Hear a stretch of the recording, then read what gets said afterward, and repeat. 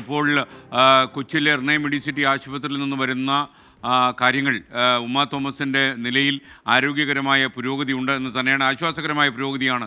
ഇപ്പോൾ മകൻ വിഷ്ണു ആവശ്യപ്പെട്ടപ്പോഴൊക്കെ പ്രതികരിച്ചു, കൈകാലുകൾ ചലിപ്പിച്ചു, അതുപോലെ ചിരിക്കാൻ പറഞ്ഞപ്പോൾ ചിരിച്ചു എന്നൊക്കെ വാർത്തകൾ വരുന്നു. മാത്രമല്ല വെന്റിലേറ്റർ സപ്പോർട്ടിൻ്റെ അത് കുറച്ചുപേർ ഇപ്പോഴും അവർ പൂർണ്ണമായും ബോധാവസ്ഥയിലല്ല, അബോധാവസ്ഥയിൽ തുടരുകയാണ്.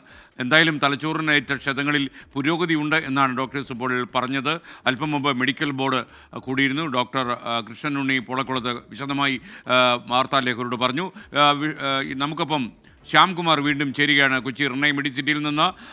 ശ്യാം, കൂടുതൽ എന്തൊക്കെയാണ് ഈ ആശുപത്രി അധികൃതരിൽ നിന്ന് നമുക്ക് മനസ്സിലാക്കാൻ കഴിഞ്ഞത്? എന്തായാലും ഉമാ തോമസിൻ്റെ നിലയിൽ ഒരു ഇമ്പ്രൂവ്മെൻ്റ് ഉണ്ട് എന്ന് നമുക്ക് മനസ്സിലായി. വിവരങ്ങൾ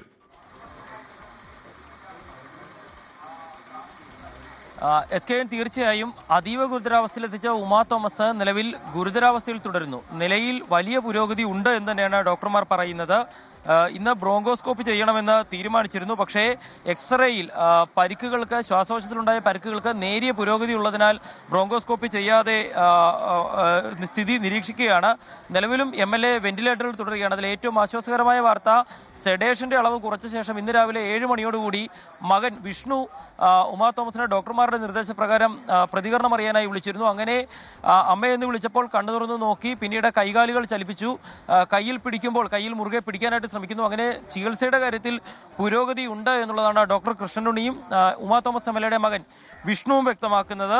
ഇതിനു പുറമെ ചികിത്സ തുടരുകയാണ് എന്നുള്ളത് പറയുന്നുണ്ട്. വരും ദിവസങ്ങളിൽ വെന്റിലേറ്റർ സപ്പോർട്ട് കുറച്ചുകൊണ്ടുവരും. അപ്പോൾ ആരോഗ്യനിലയിൽ പുരോഗതി ഉണ്ടാകും.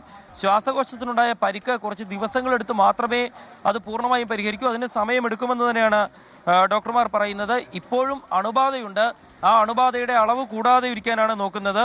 ന്യൂമോണിയ സാധ്യത ഉള്ളതിനാൽ അത് കൂടാതെ ന്യൂമോണിയ വരാതിരിക്കാനുള്ള കരുതലും ആന്റിബയോട്ടിക്കുകളും നൽകുന്നുണ്ട് എന്നാണ് ഡോക്ടർമാർ പറഞ്ഞത്. രാവിലെ DMO ഉൾപ്പെടെയുള്ള ഉദ്യോഗസ്ഥർ ആശുപത്രിയിൽ എത്തിയിരുന്നു. കോട്ടയം മെഡിക്കൽ കോളേജിലെ ഡോക്ടർ ജയകുമാർ ഉൾപ്പെടെയുള്ളവരുമായി സംസാരിച്ചിരുന്നു. അങ്ങനെ MLAയുടെ ചികിത്സാ പുരോഗതിയുമായി ബന്ധപ്പെട്ടുള്ള കാര്യങ്ങളെല്ലാം അവലോകനം ചെയ്യുന്നുണ്ട്. ആന്റിബയോട്ടിക്കുകൾ ഉൾപ്പെടെയുള്ള ചികിത്സയിലാണ് ഇപ്പോഴും ഉമാ തോമസ് മുന്നോട്ട് പോകുന്നത്. പക്ഷേ അപ്പോഴും നില ഗുരുതരമാണ്. പക്ഷേ വന്നതിനേക്കാൾ ഒരുപാട് നില മെച്ചപ്പെട്ടിട്ടുണ്ട്. പ്രതികരിക്കാൻ തുടങ്ങിയിരിക്കുന്നു, ആളുകളോട് കാണുമ്പോൾ തിരിച്ചറിയാൻ തുടങ്ങിയിരിക്കുന്നു. അങ്ങനെ ശുഭകരമായ വാർത്തകളാണ് ആശുപത്രിയിൽ നിന്ന് എത്തുന്നത്. SKN. ഓക്കെ, ശ്യാംകുമാറാണ്. എന്തായാലും ഉമാ തോമസിൻ്റെ നിലയിൽ ആരോഗ്യകരമായ, ആശ്വാസകരമായ പുരോഗതി ഉണ്ട് എന്ന് കൊച്ചി എറണാകുളം മെഡിസിറ്റി ആശുപത്രി വൃത്തങ്ങൾ സൂചിപ്പിക്കുന്നു.